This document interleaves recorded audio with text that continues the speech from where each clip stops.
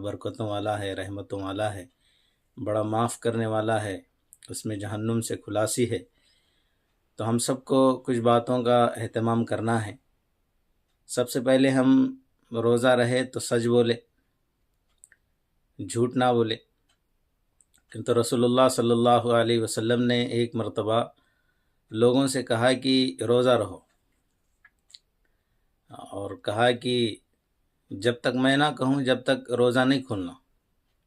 اس وقت میں روزے کے کوئی دن نہیں تھے، عام دنوں کے اندر کہا تو لوگوں نے سحری کی، اور جب افطار کا جب وقت قریب آیا تو لوگ اجازت لینے کے لیے گئے اللہ کے رسول کے پاس، اور جا کر کہا کہ اللہ کے رسول ہم صبح سے روزہ ہے، ہمیں اجازت دیجیے۔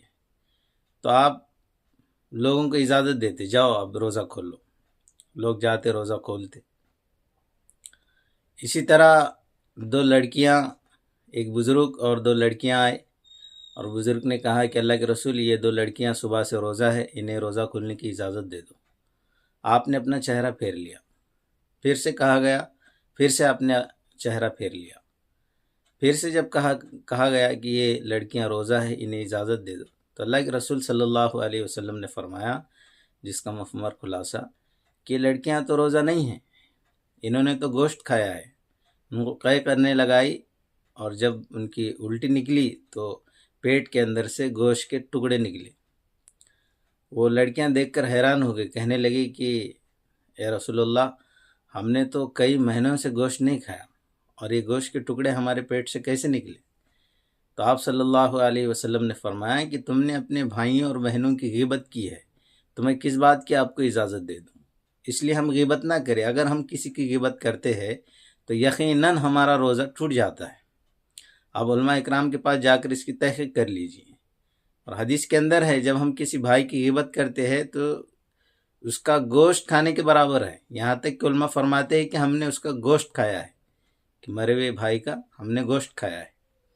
اس لیے ہم غیبت نہ کریں۔ ہم روزہ رہ رہے ہیں اللہ کے لیے تو اللہ کے لیے رہے، غیبت سے بچے، اور قرآن پاک کی تلاوت کرے، مسنون دعاؤں کا اہتمام کرے۔ یہ وقت زیادہ ہم سونے میں نہ لگائیں، اور فضول کی باتوں میں اور طرح طرح کی خرید اور فروخت میں ہم اپنے وقت کو لگاتے ہیں، یہ بالکل بھی مناسب نہیں ہے، بلکہ یہ مہینہ اللہ سے تعلق پیدا کرنے کا ہے، اللہ سے اللہ کی محبت کو مانگنے کا ہے، رسول اللہ صلی اللہ علیہ وسلم سے محبت کرنے کا مہینہ ہے۔ یہ مہینہ قرآن والا مہینہ ہے۔ اگر ہمیں قرآن نہیں آتی تو ہم سیکھنے کی فکر کریں۔ السلام علیکم ورحمۃ اللہ وبرکاتہ۔